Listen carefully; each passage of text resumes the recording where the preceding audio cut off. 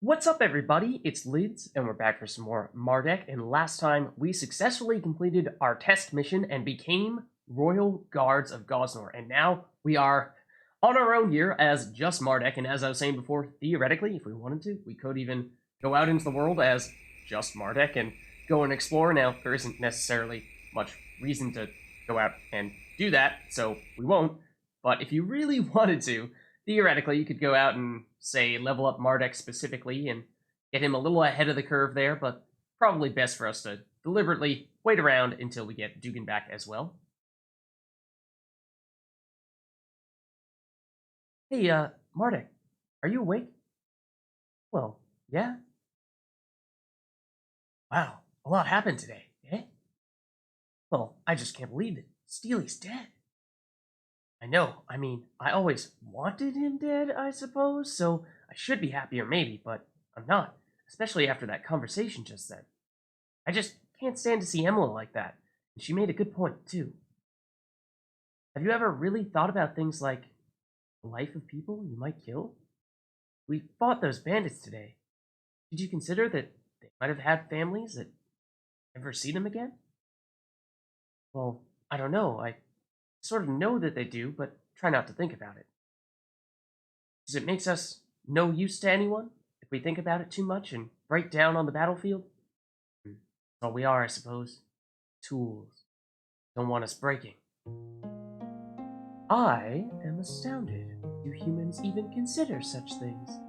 In my limited experience with the humans of Nineveh, I saw them only to be mindlessly violent, slaying any and all who stood in their way with no consideration. They were people, too, rather than just targets. Well, were you angels better than that? Funny. We were probably worse. Maybe not violently, but we certainly treated the Droma like objects rather than other sentients. I always had a problem with that, but the others never listened. And now, after that crystal arrived, I'd say that I said I'd not go on about my past or purpose, so I'll leave it at that.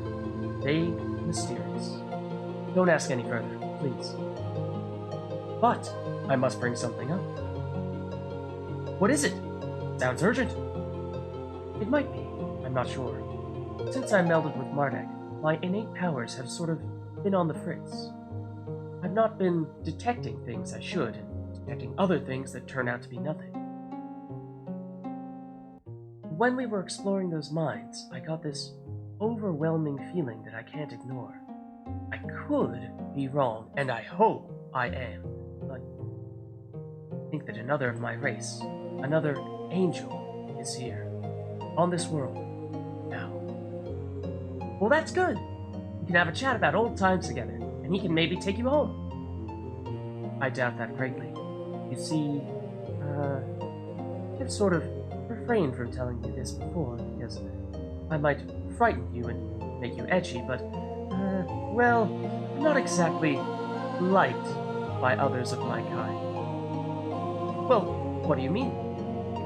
I mean, if that other is here, chances are he's after me. He's looking for me, yes, probably, to destroy me.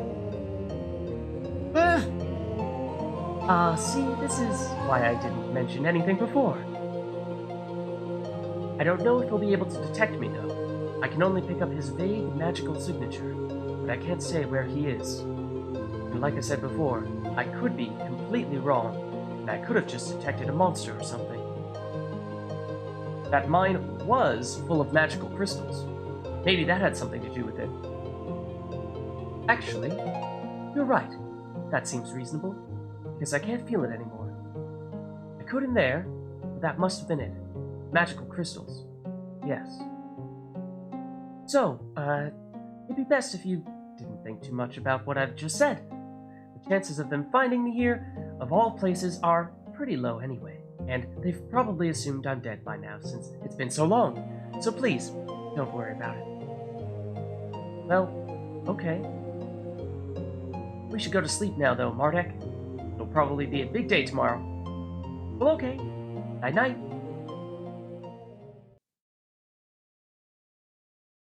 And Dugan once again appears to have risen before Mardek here. I don't remember if we've read this. Oh, I think we have.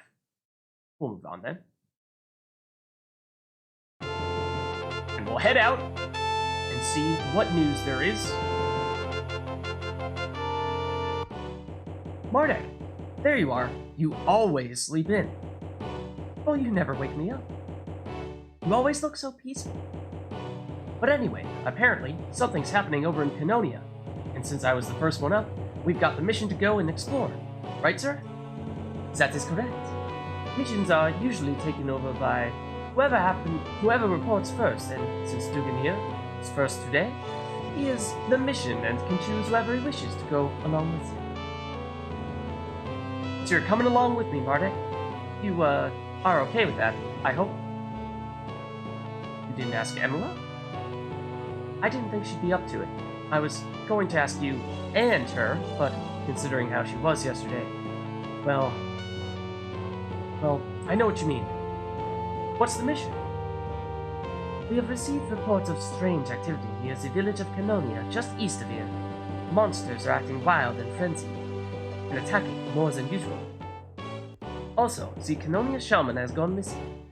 This is most odd, and we have no explanation for it, so it's a sort of mystery.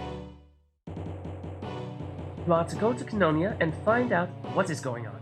If you see the shaman, surely everything will become clear then. Sounds interesting, eh? The monsters around Canonia aren't very strong normally, so it should be pretty easy. So come on, Mardek. Let's go now, quick. Adventure, here we come. Wait! Take me with you. If it's in Canonia, I want to go too. I have no problem with that. Do you, Mardek? I don't think you would. Were you listening that whole time? So, yeah, you can come with us, Emila. That'd be great, actually. But why particularly do you want to come with us? I'm from Canonia, and, well, I just want to know what's going on there, since I am from there and everything. Yes. Okay then, that makes sense. So, come along then. Let's go to Canonia. This'll be great. Alright, and let's just see if Jacques has anything else to say to us. Good luck, soldiers. You can get to Canonia by passing through the glens just east of here. Travel with caution and without delay. Or would you like me to remind you about the history and purpose of the Royal Guard of Cosmo? I believe we have already asked about that, so let's move on, and we will now have Mardek, of course, Dugan, of course, but Emila as well. And as we saw in that brief mission there, or at least the battle at the very end of the brief mission, we saw Emila in her spellcasting glory.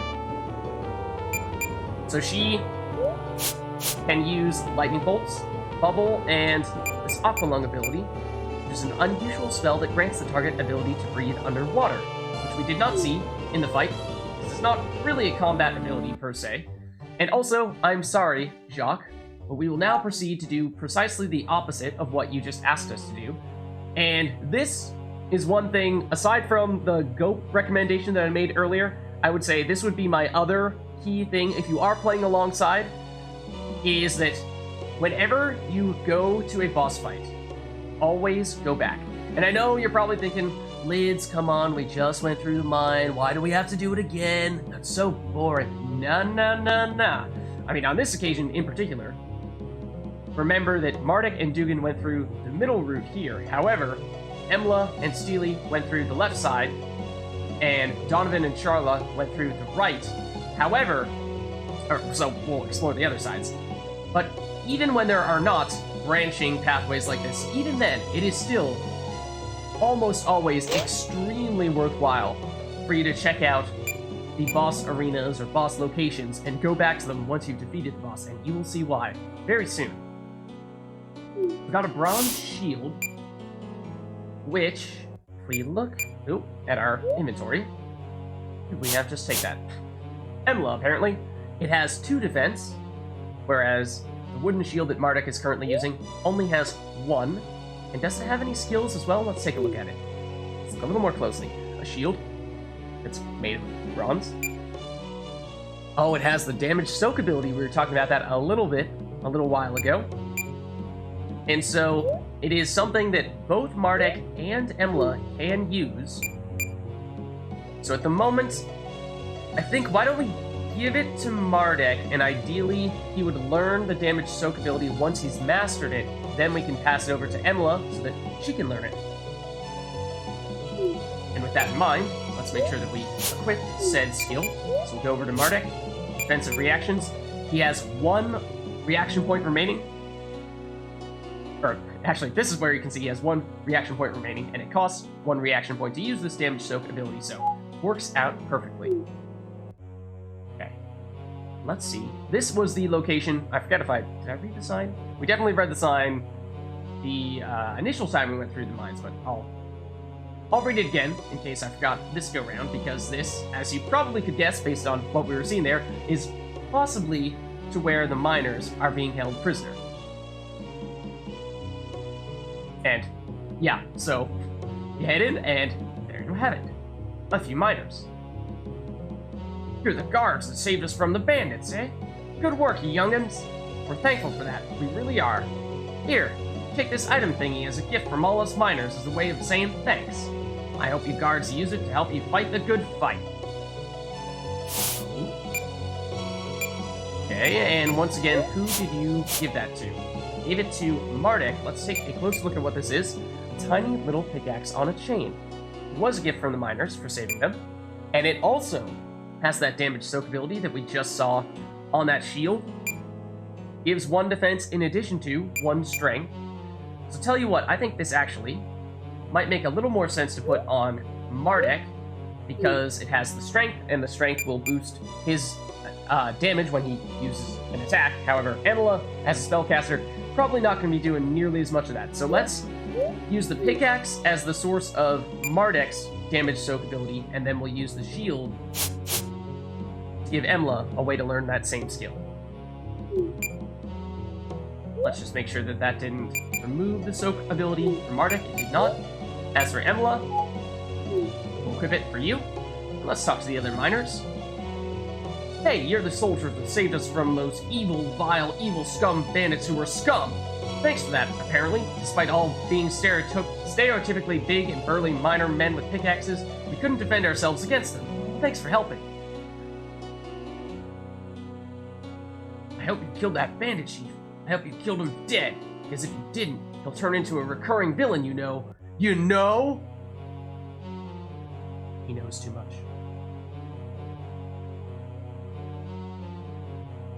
I'm wandering around aimlessly because I can't be bothered doing work right now. Also, I have a beard! Yay! Also, I'm blocking you! Another Phoenix Down, which is again the ability, or the item I should say, that allows us to resurrect a fallen ally with half HP. It is quite useful. I don't actually remember if we can run into monsters in here or not. There may be no monsters in here. Kid, imagine you were mining, alright? We've, invisible pickaxes. Yeah. Also, we walked all the way down this tunnel for nothing. Nothing near. Go away and do your job. Save some farmers or something. Okay. You just do your thing. And then, I don't think we've checked up here just yet, so let's take a look. See if there are any other miners to talk to. That there are. I'm mining! Alrighty then.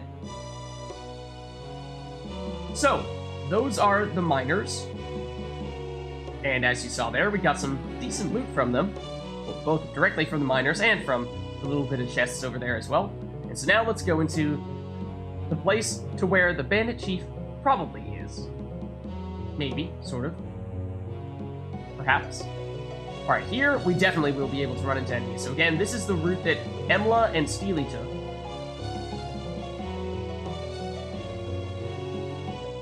And we have a few options as to what route we can take.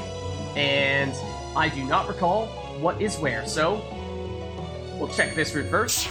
And we'll find ourselves getting into, ooh, a battle with a brown manta. Now, I don't believe we've seen any of these yet. Let's take a closer look.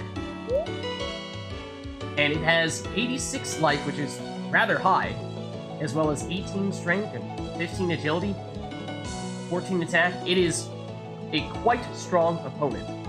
It has resistance to earth, weakness to air, and weakness to fire. Also, resistance to, I believe this is numbness, if I remember correctly. Okay, so we have Emla first. She is our quickest character now that we have picked her up. She has 16 agility versus Dugan's 12 and Mardek's 9. So she's going to be leading off more often than not. As for what we ought to use here, we were just saying that air is strong against this guy, and, well, he wasn't so tough.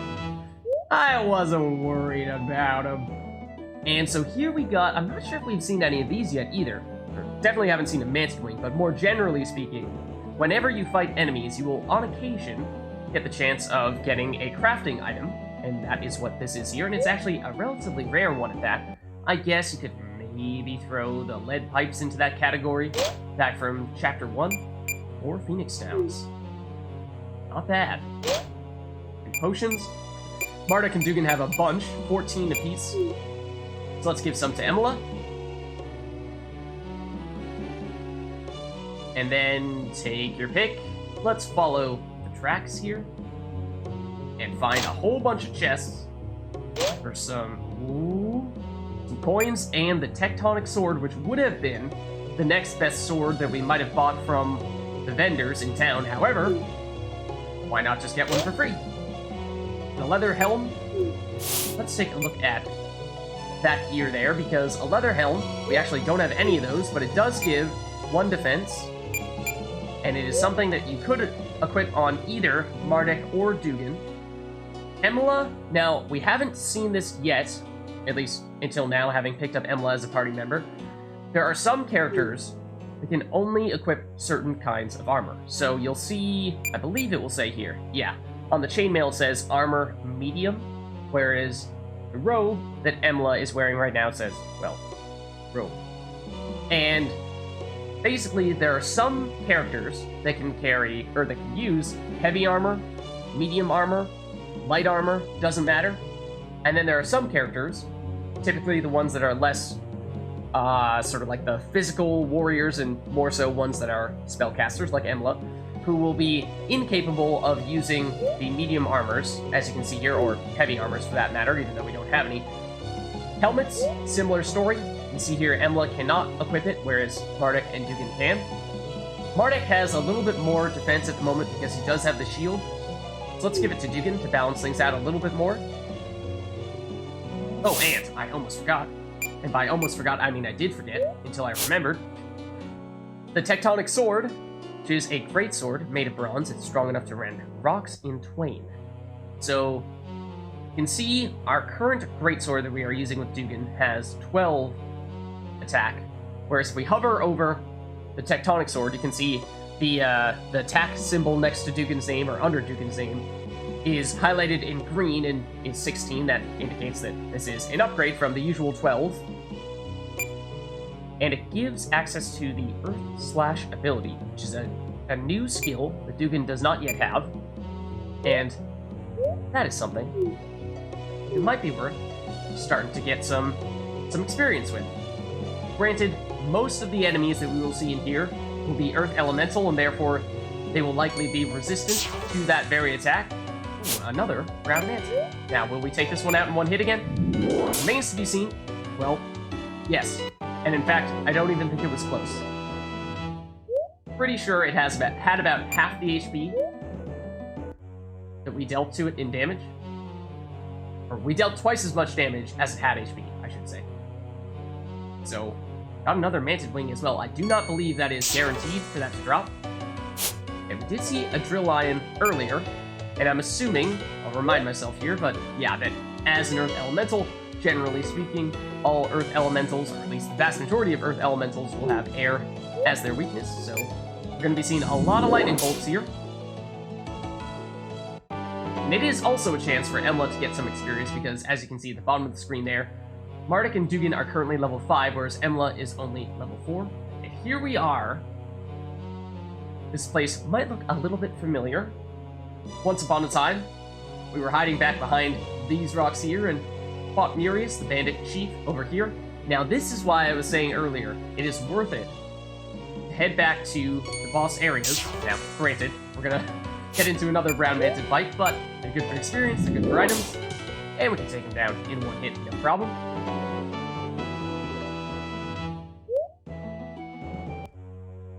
As you can see here, there is another room, so if we keep on going, we will find some stuff in here that we otherwise might have missed. And by some stuff, I mean a lot of stuff. Fire Pendant, an amulet imbued with the element fire. It reduces all fire damage inflicted on its wearer by half. I do believe those are accessible, or at least purchasable, at the shop, or one of the shops. 400 plus coins, also great, but good to get it for free. More Phoenix Downs, also a welcome sight. And Bandit Leather, a suit of armor made of leather, often worn by bandit leaders. It is infused with the power of air, giving a bonus to agility, air resistance, and resistance to paralysis. This is the primary thing we were looking to pick up. It is a very good piece of armor that we would not otherwise be able to get for a very long time if we had not gone in here. Gives both normal defense and magic defense, physical defense I guess I should say.